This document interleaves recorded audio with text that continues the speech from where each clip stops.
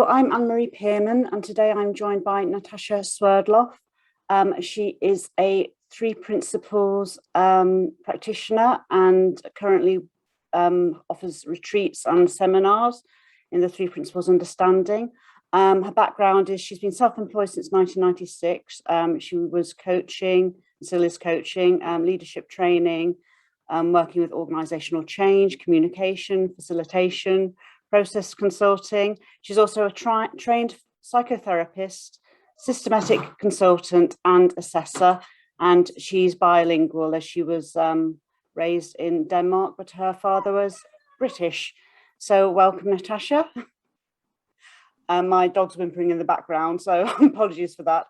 So I'll just start by asking when you came across the three principles understanding and how it changed your life, and if it did change your life, how it impacted you.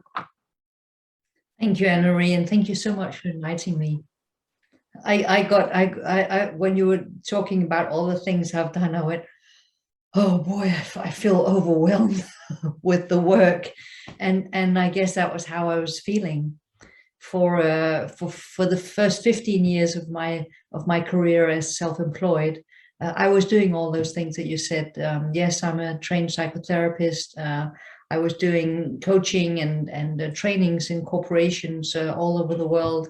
And when I met the principles in almost 10 years ago, 2012, it really changed my life completely. And one of the things that changed was that I saw where change comes from. I used to think that change came from the methods I was using, the theories, the steps we were taking, the action plans that we were implementing. I thought that that was what created the change. So of course I would read every book on change management. I would go to all the seminars. My entire life was full of things to do and people to tell about this. So it was full, and it was hard work, and stress was a dear friend of mine quite often. Then when I came into the principles, it was an English friend of mine, Kimberly Hare, who introduced me to this understanding, and I went, what's that? You know, being somebody who's been a seeker for so long, I was like, what could it possibly be that's so good when I haven't heard about it? Kind of arrogant, but that was how I felt. So she brought me to London. She said, well, come over. Michael Neal's coming for a weekend called The Inside Out, coaching from the inside out. And I went, all right. So I came over and spent a weekend trying to figure out what method was he using, what theory did he come from, what was it? And I couldn't find out the magic trick. I kept looking, really trying to figure out what he was doing, because I saw the changes with people. It was amazing. And I thought, I can't figure it out. So it got me curious.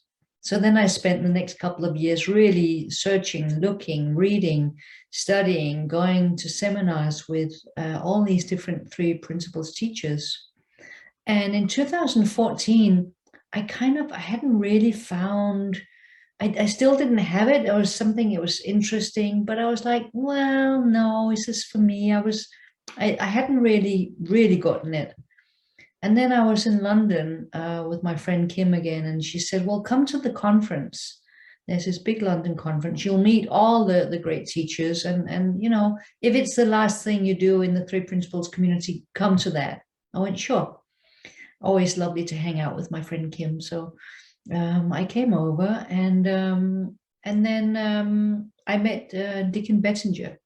He went up on stage, and I was blown away.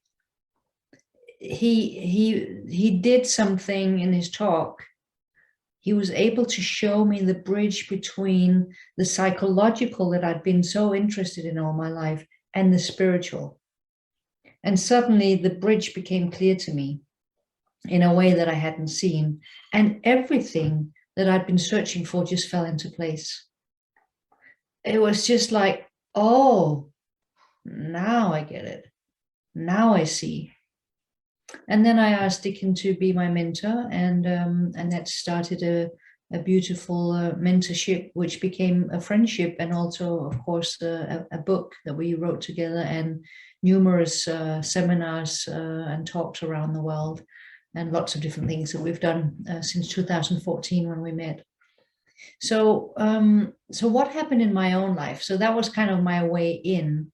Now, the kind of changes that started happening to me was that I started to notice that I reacted differently to things that would usually upset me. I was like, oh, and people would say it to me. For instance, I used to be one of these really hangry people.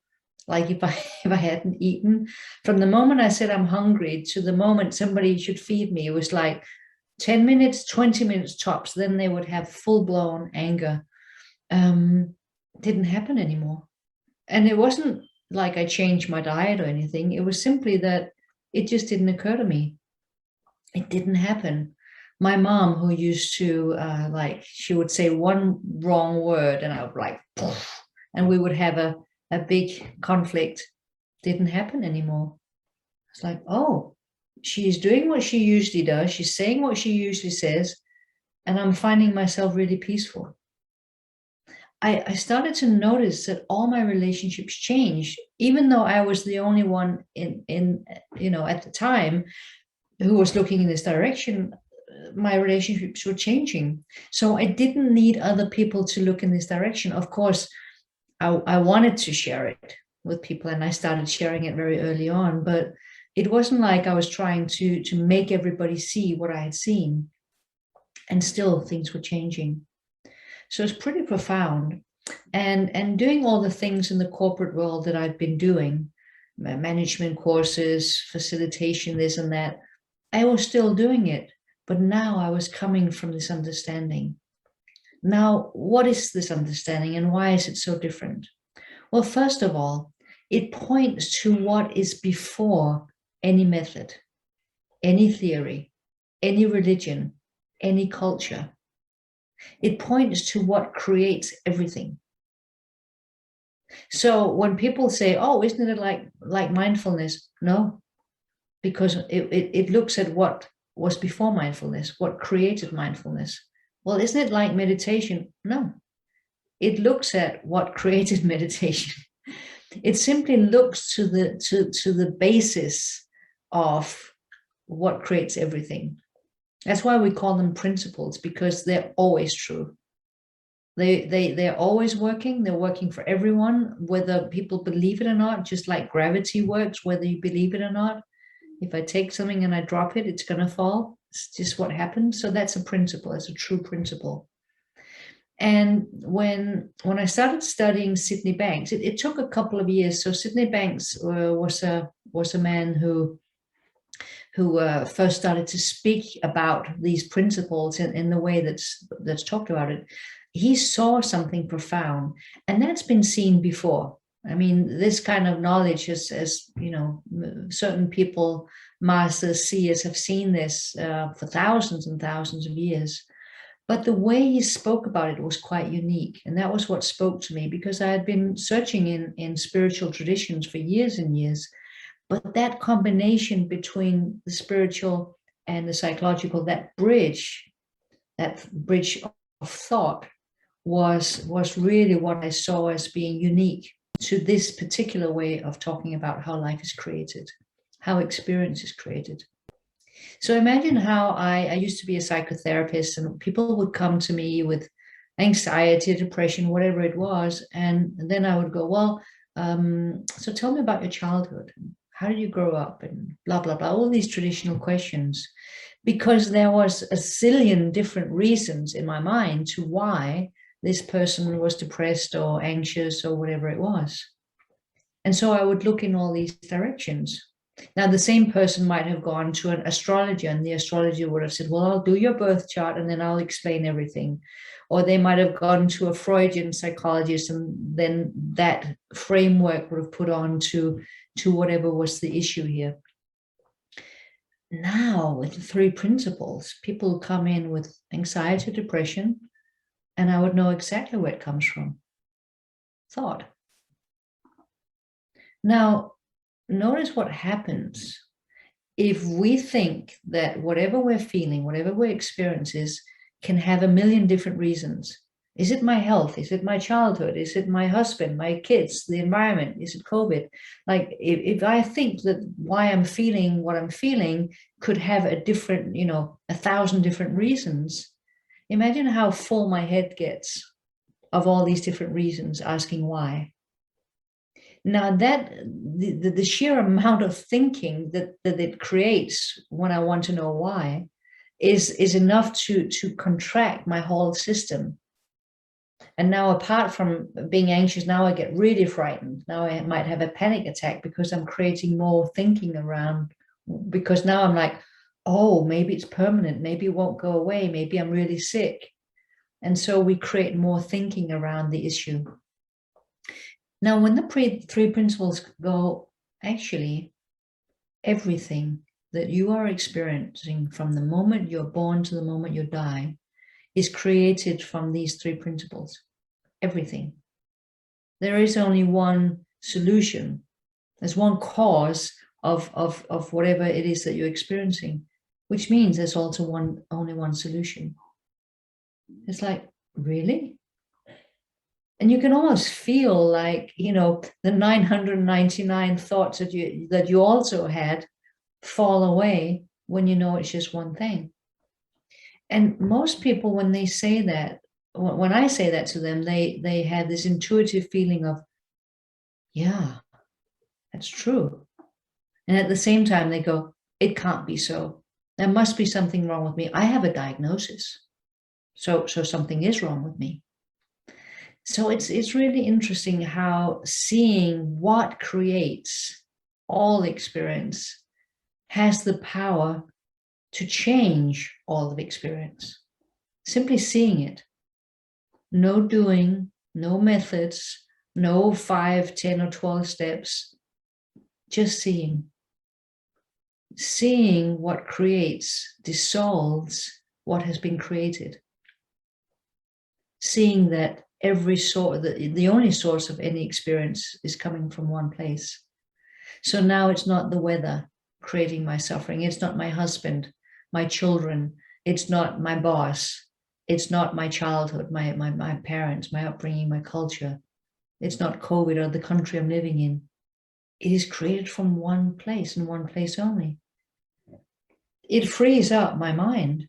And freeing up my mind now gives me space, because that's what happens when I'm not clogged up in my mind by all that thinking. Now I have space inside to go, oh, I wonder what kind of solution there could be to this real challenge that you might have. Maybe you lost your job, or you're getting a divorce, or whatever it is. So of course life has real challenges. But if I have 1,000 thoughts or 1,000,000 thoughts a day around my issue, the clarity that I'm looking for is quite difficult to see. Just like if I'm in a river and I keep pushing the mud around, I won't be able to see very clearly what's down there. But as soon as I don't push the mud around, when I just float and wait, at some point, clarity will come to me. It'll be absolutely clear what to do and when to do it. And so where I used to be somebody who really had planned for my life, I knew what to do in 5 years, in 10 years, I had dreams about where I was going. I just started to see that there is an intelligence behind all of life that has created everything, all of life, all the universes, all the everything alive. And that which has created everything knows better than my little Natasha brain where I should be going. So a few years ago, I noticed that decisions were being made, and it didn't really feel like me. Like, for instance, just this summer, I woke up one morning and I went, oh, I had to stop working for this company that I'd been working for 23 years. I just stopped. I woke up, I knew it. I went and wrote an email, sent it off, and that was it. And it was like a non-decision. It just felt right. I knew it. And then a couple of weeks later, not having that on my mind anymore, a new thought came to me like, oh, you should create a school. Oh, a school. Okay. So I went in, I found the domain name, the 3P school, and I for Denmark, and I bought the domain, and then I thought, oh, I wonder what I will do, and then different kind of courses and classes was created from that. This all happened in my summer vacation. I'd let go of something, and something else came up. So this is a natural process. This has nothing to do with me. It's not personal. I'm not especially bright or anything. It's simply that I notice that when I need to do something, when wisdom guides me to do something, when I follow that leading from inside, something wonderful happens. When I touch truth, something more beautiful must appear in my life, and it does every single time. When I think that I know better than the intelligence behind the entire universe, where to go or what to do, it's usually a struggle. I might succeed with it. I mean, I did have a very successful business the first 15 years of my adult life. But the struggle, the hard work, the stress that came with that, oh, so not worth it. Really not worth it. Now I'm thriving and I'm relaxed. I'm comfortable in my own skin. I trust completely that wisdom guides me perfectly all the time. From just little details to when I'm giving a talk somewhere, I'm going to talk for a lot of people. I don't even have to prepare anymore. I know that wisdom will guide me to what to say. Something will come out and it will be perfect for the group who's listening. So decisions are being made. The road ahead is being opened, not by me, by something else. And all I have to do is follow the breadcrumbs that have been laid out in front of me. Now, it might sound too good to be true, but this is the case for everyone who looks in this direction. When you let go of what you think your life should look like, and you let life itself guide you, it's better than you could have ever imagined. My life is so different than what I could imagine, and it's so much better. I'd never dreamed of the life that I have now. And I think the most gratifying in that is just the meaningfulness in pointing people in this direction.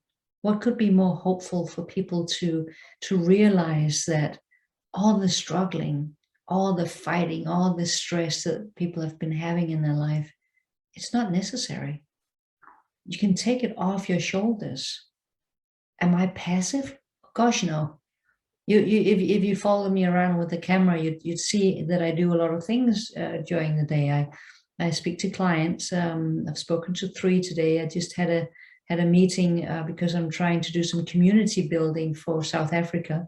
I'm part of the board of 3 Principles Global Community, so there's a lot of work there that I do. I do courses and retreats and lots of other things. So you'll see me being busy, but the meaningfulness of what I'm doing just fuels me perfectly. And so even though I'm doing many different things, it's all very relaxed, and it doesn't feel like I'm doing it, and it doesn't feel like work. So my life has really changed, Anne-Marie. It's so different. I'm so grateful for coming across this understanding. And of course, I'm filled up with the passion to share this with other people so that they can reap the benefits of seeing what creates everything from moment to moment.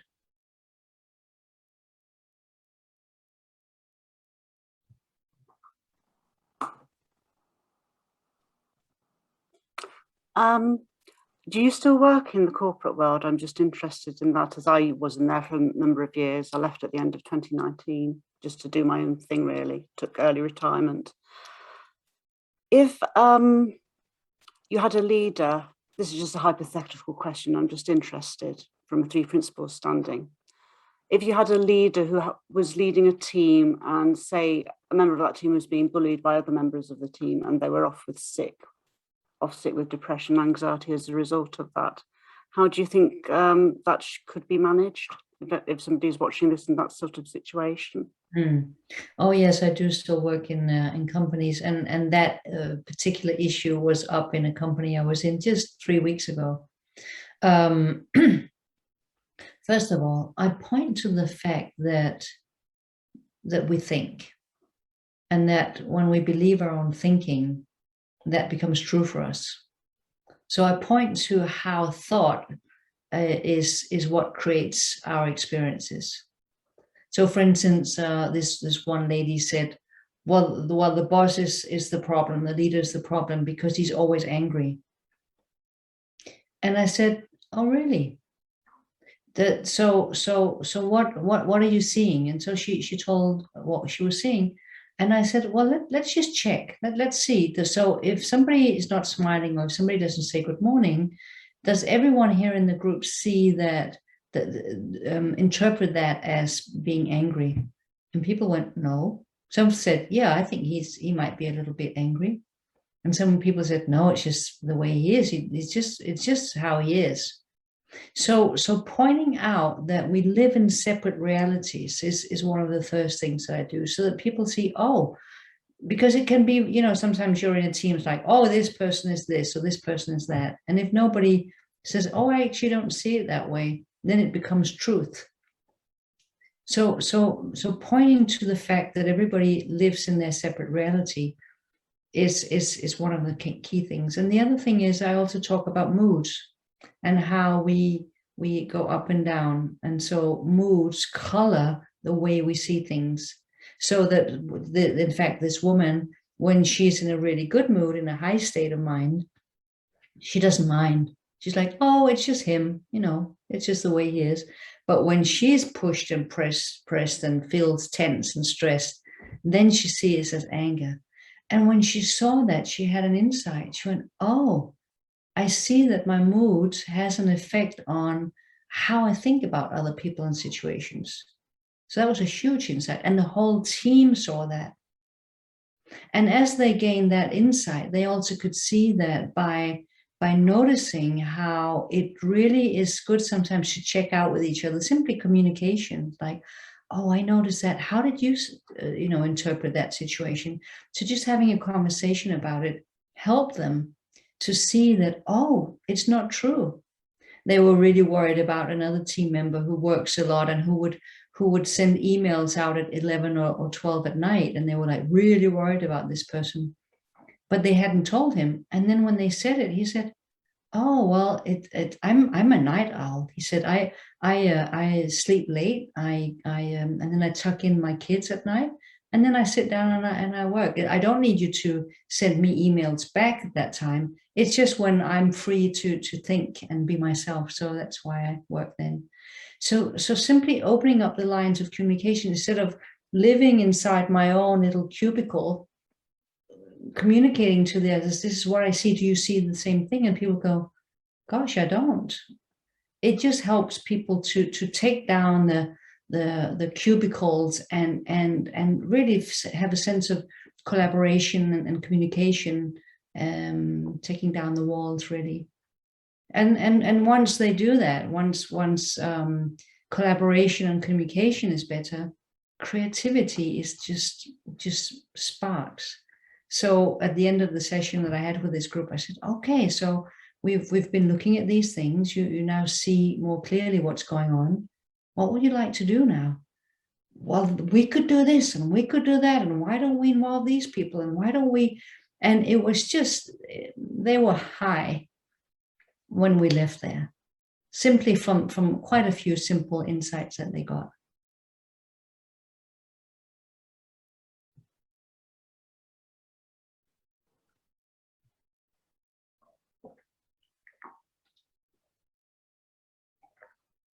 Have you ever had a scenario like that where maybe the people haven't been that receptive, or how would you manage it if there was a lot of antagonism in that group? Have you got sort of things that? Well, a lot of the time, for instance, this group is a group of lawyers. They work with the law, and so they're used to being critical thinkers and quite skeptic. I think that comes with the territory. Also, a lot of times I'm in the finance business, or in, well, a lot in medical business, but and they have that kind of mindset where they're like, well, what are you saying? Now, what I always make sure of doing is speaking in a language and using examples from their world so that it becomes real to them. So, for instance, I can ask a question like, when you have a really great idea, when you've been thinking about a problem that you've had, and suddenly you have a great idea of how to solve it, where does it come from? When does it come? And they kind of are taking it back a little bit, and then they go, oh, I often get great ideas in the shower, or oh, when I go for a walk with my dog or play with my kids, and I'm like, isn't that interesting? Why do you think that is? Where does it come from? And now I'm already just in that conversation going from something that's so, well, we have to solve this problem, to, yeah, but where does the problem solving come from? So now we're starting to go from the world of form with the challenges and the issues that are there, to the formless world, the principles world, where the solutions are. So that transition to even start talking about, there's something that's the problem, and then there's a space where solutions seem to be, that we access more easily when we're not thinking about it. Now, this is an experience that every single adult person have had. There's nobody who says, no, that never happens. I only find solutions when I really think hard about it. Never happened. So I use examples like that, lots of them. So many that people go, oh yeah, that's true. Oh yeah, when I'm in a low mood, the challenges that I have look impossible. I see that, you're right.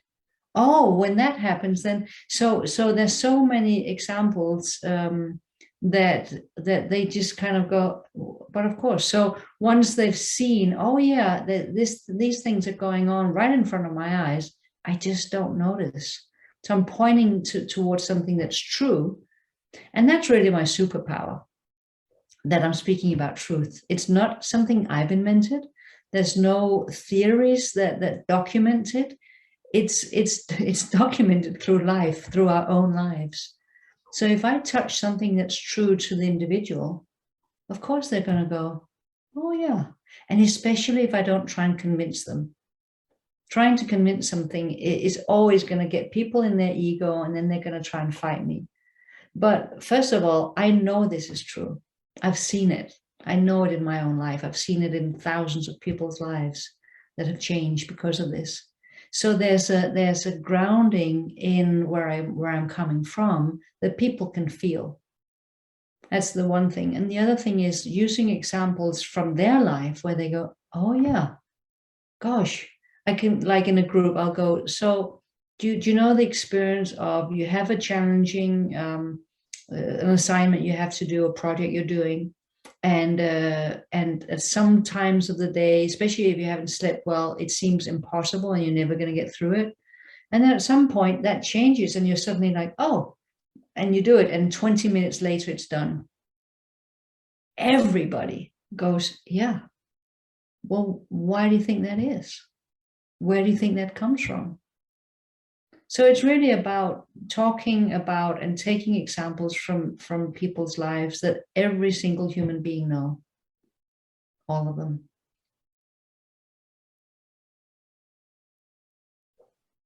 I just wondered if anybody else has any questions for Natasha.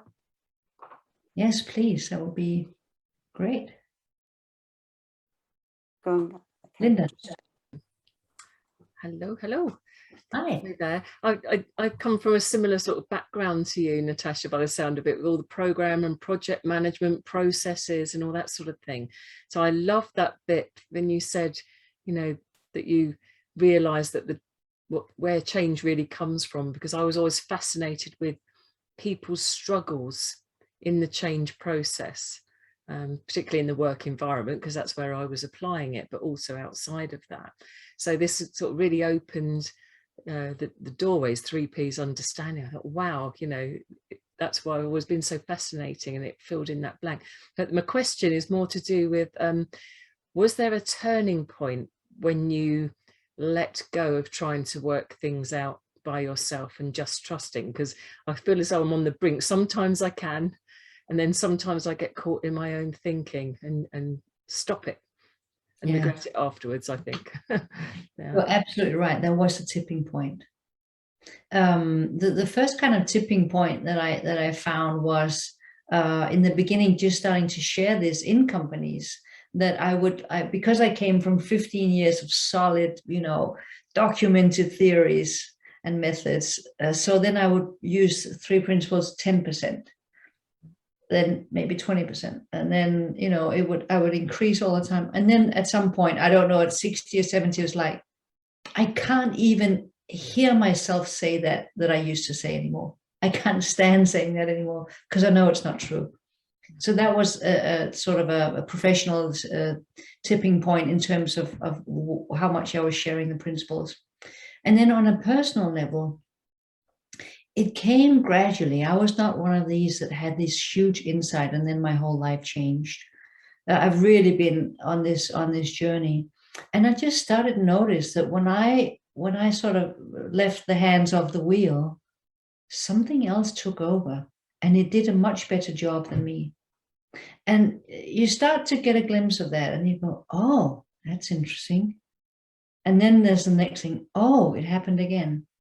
And every time I did that, there was just like, it built up trust slowly, that something actually has my back. There's something that guides me, that moves me. It's so funny. It's not. It's a few days ago. I had something. I was thinking about. Oh, am I gonna? Should I do this? Should I do? I couldn't figure it out. And then it dawned on me. You don't have to. Don't think about it. Something has the solution. And for the intelligence behind the entire universe, that little issue that I had was not a big deal. And I let it go. I didn't think about it. I went about my business, and suddenly it went, oh, you can just, I was like, oh, of course. Why didn't I see that?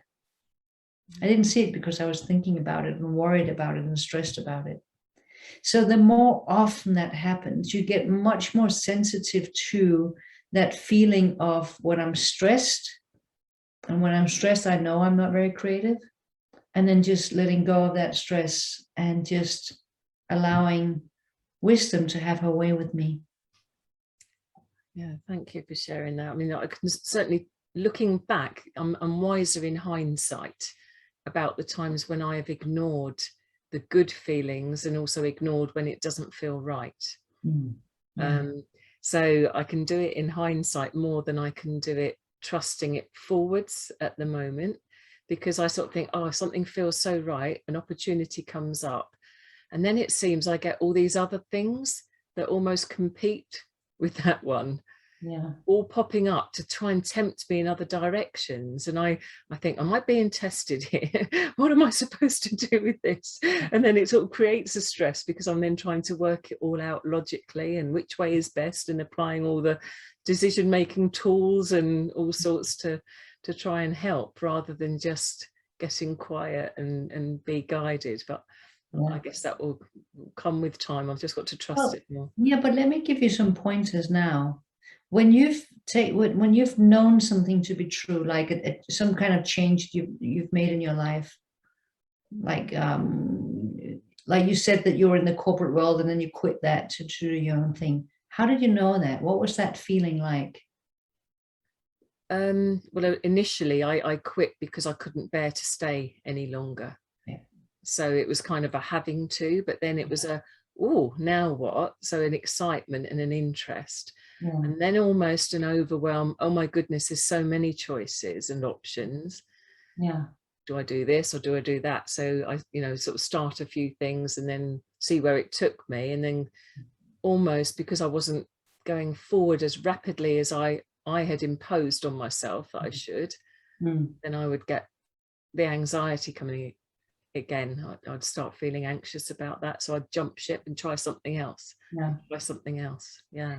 Have you noticed that when you start to set up lots of different possibilities, that always comes with a little bit of stress? Right? And when you know something that's just true and you know what to do, it comes with absolute calm. It comes with a knowing. It's the same kind of knowing that you probably had, and I know I had when I met the principal. It's like, oh, this is just true. Now, knowing is not intellectual. Knowing is something much deeper than that. Knowing is the bridge between our rational mind and our spiritual being. Knowing is the meeting point between our ego and who we are in essence. So it's an important point to start to notice, oh, if that's not there, then you don't have the right solution yet. Because ego is always comes up with several possibilities, at least two, but sometimes even more. You could do this, but then da-da-da. You could do that, but then da-da-da. Knowing just knows. So it's a certain feeling, and you become more and more sensitive to that feeling, and that guides you. Now, if I don't have it, that feeling, I don't act. I wait. Like when I have to make a decision. I had to sell my car, and I was like, should I sell the car? Should we? Well, we've paid it out. Da, da, da. I thought, well, let me just wait and see. And then one day I went, oh, I'm gonna sell my car today. And then I went in and filled out the stuff, and boom, off it went. It's just something knows. And when I fall into that feeling, I know what to do. I like that. I think I'm gonna just let things settle down more than I do before I make the decisions, because it's usually coming from a feeling, because I'm super sensitive since the 3Ps understanding arrived in my life, super sensitive to anxiety and stress creeping back in. So I'm usually responding to try and dampen that or move away from that rather than just settling down. Yeah. So and settling down is the solution to stress and anxiety. Yeah, thank you. You're welcome.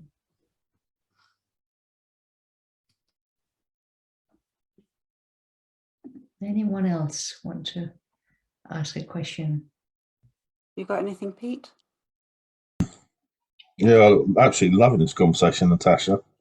I just, I'm 25 years been addicted to drinking drugs. I'm 15 months clean now because of the principles, and I'm actually doing shows, talks and stuff. But I find, in the beginning, I was getting really up in my head, trying to think of what I've got to say and all that, and now I'm starting to trust in something's going to come. And 9 times out of 10, it does. But obviously, being new to the principles, I still struggle quite a bit. Is there any techniques to practicing? Maybe is it worth practicing with a family member or anything like that? Not what you're going to say, but just I don't know what I'm trying to say, really. I don't want to rehearse a speech because it has to come from the feeling, which is in the moment, obviously. But I think you're doing great, and congratulations. I'm so happy for you that you got out and that you're living a completely different life. Oh yeah. now, without getting into the story of how that happened, you were guided somehow. Something guided you to come across these principles. Now that guide is inside of you. You've always had it. You've probably not listened a lot of the times because something else would take over and you'd listen to that. But it's actually always been there. It's always beaten your heart. It's always, help you go through different situations. It hasn't gone anywhere. It's always been there. So that guide is there, and that guys know exactly what to say. Now, the way I think about any talk that I do is that When I'm quiet and I haven't prepared anything ever, and I go into a group, because we are one, Peter, because we are one consciousness, when I go in and I start speaking, I trust that what comes out of me, you need to hear, Linda needs to hear, and Marie needs to hear, because we are one consciousness. So I don't have to figure it out with my little mind. I don't know who I'm going to meet. I don't know what you need to hear or Linda needs to hear. So I just trust. I go, okay, she has to run the show. And when I say she, I mean wisdom. I let wisdom have her way with me. So I simply show up, I open my mouth, something comes out, and I trust that that's exactly what you need to hear. And so when you say, I'm loving this conversation, like, she did it again, and it's not me, it's wisdom. So really it's about trusting. There's no techniques, Pete, I wish there was, but there really isn't, other than trusting that the wisdom that's gotten you this far is going to take you all the way, and is always going to be responsive to who's in the room and what's going on in the moment. There's no preparation needed. You've already been through it. You're sharing, probably when you share things, you're sharing it with your life. You went through your own life. Who knows it better than you? No one. Yeah, that's so true. Yeah, because as I say, I do show up now. I don't plan anything. It's just, well, let's see how it goes. But it's enjoying the moment. Yes. But do you find afterwards, when you give a talk like that, you can't remember a thing you said though as well? Yes. That's great. Almost always. I sometimes, actually today, I was reviewing a talk that I did a couple of weeks ago. Somebody sent the video to me, and I went, ooh, oh, that was pretty good. Wow. I was actually impressed. I was seeing it as if it wasn't me speaking. Yeah. I was talking like, oh, what she said right there, that was pretty good. I mean, I could see that she looked like me, but it didn't feel like me. So it's actually a good sign. It just means that something else is present, and it's not little Pete or little Natasha. That's fantastic. Thank you so much. It's great to meet you as well. Yeah, you too. And so important what you're doing. So important. People really need to hear this.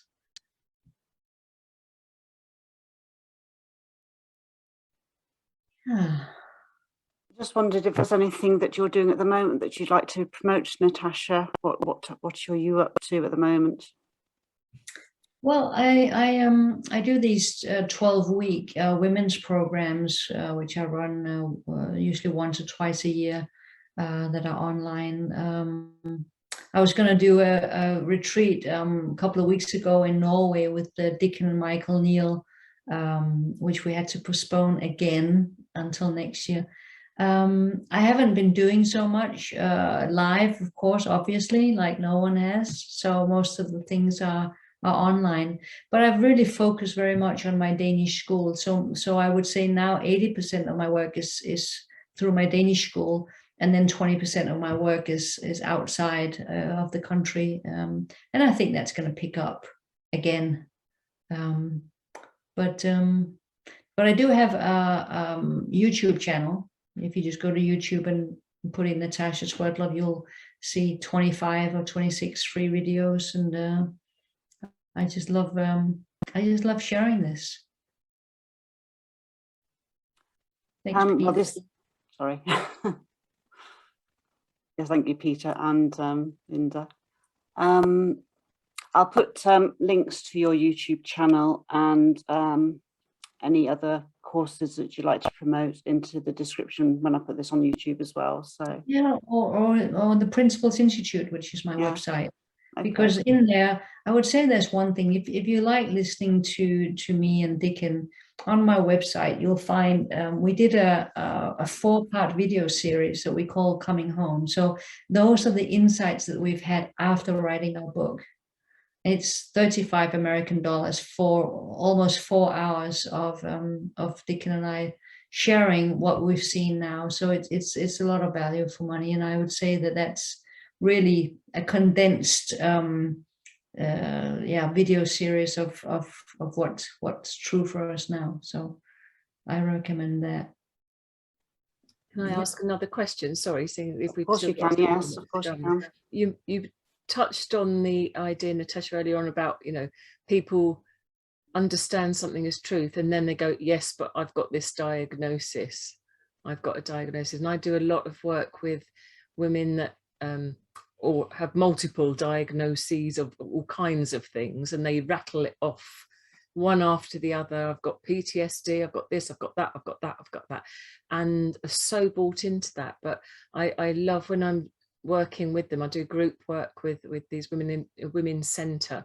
So most of them are survivors of horrible relationships. And I just love it when they just say, they just see something and light up, and there's quite often a lot of tears involved as well as laughter. But that bit about a diagnosis, I'm not sure that they even then are willing to let go of that label. So let me say what I tell the men and women that I work with that has these. I say PTSD or anxiety, or, you know, all these different, is a description of your behavior. It's not who you are. You are absolutely healthy.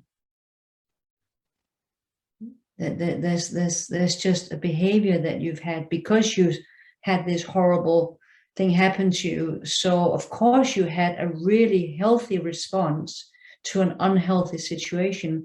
Now the healthy response has become a behavior, and that's what's been labeled. It's not who you are. Oh, I love that. It's so positive that it's a healthy response to an unhealthy situation. And it really is. For instance, I just spoke to an 11-year-old girl just a few days ago who was starting to wash her hands a whole lot, like much too much. And of course her mom was worried about that, and you know, was going to label it OCD and all that. And she would be labeled that from a psychiatrist for sure. But I said, well, what's going on with you? And and it was all about being 11, getting breasts, hormones, you know. I said, look, I said, if I took 100 11-year-old girls, they would be telling me the same story. It's just because you don't share it with each other, you don't know that it's normal. I said, you're absolutely normal. Thinking about, will the boys like me? What will I be like? Who am I? What's going on with my body? All of that. It's absolutely normal. You're completely healthy. And washing your hands give you a sense of control over your life, because that you can control. Whereas everything else seems out of control, out of your control. So it's logical and healthy. It's a healthy response to something when you think that it's something that, oh, that can give me control. So again, it was I was telling her how she had a healthy response to something that's absolutely normal. It was just her way of getting back in control. Yeah, I love that, because it's so positive. I'll definitely be adopting those sort of words. Thank you.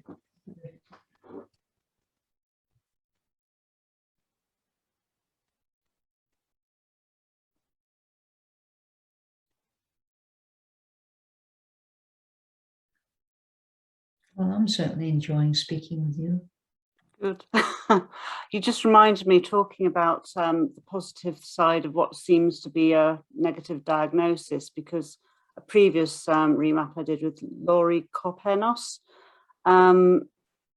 she said, I had an insight talking to her, because I was talking about the fact in 2016 I was off sick for 3.5 months with anxiety and depression, and during that period I knew that I had to leave the place I was working. And I never thought about it this way, but what she said was, you needed that space for your mind to settle. Although I felt like it was a negative experience because it was anxiety and depression, and that was the diagnosis, and I'd been signed off. But I needed my mind to settle so that I knew exactly what to do, and I needed that time to be off sick for that period, so I knew what to do. Yeah. If we see all the behavior as, okay, bye Peter. If we see behavior as being feedback rather than saying something about us, then we're much more responsive in a positive way. So for instance, if you're driving along in your car and it starts to flash red, right? You don't start to go, oh, I wonder if it's because it's dark outside today. Or I wonder if it's because other people in the cars are playing music. Or I wonder if it's, you know, whatever. You go, something is wrong with the engine. So when we have something going on with us, instead of thinking it's my boss or it's the weather or whatever it is, look at it,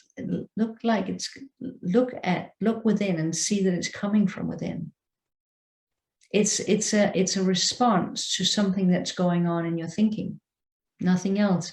And it's not saying anything about you. You're not good or bad or sick or anything. It's just like, it's a response to something that's going on inside, created from the three principles. So when we start seeing that we have a biofeedback system that works perfectly, then we stop getting frightened of our symptoms. Think, oh, I'm anxious. Well, of course you are. You're playing horror movies all day in your head. Of course you're going to be anxious. So. I love that. I'm a bit phobic when it comes to horror movies anyway. I'd never go to see horror movies, but I think it's because I can create, or I used to before I came across the understanding, create my own personal horror movies all the time. So I don't like horror movies. Even though I know that they're not true, I still get caught up in them. So I don't see them. I'm exactly the same. Yeah. Do you have anything else you'd like to ask Linda? No? I just want to say thank you so much, Anne-Marie, for inviting me, and thanks, Linda, for being here, and Peter, if you listen to this again. It was really been delightful to share with you, and I hope that other people will watch and get something out of it. I'm sure they will. Thank you for your time, Natasha. Thank you very much. Bye. Bye.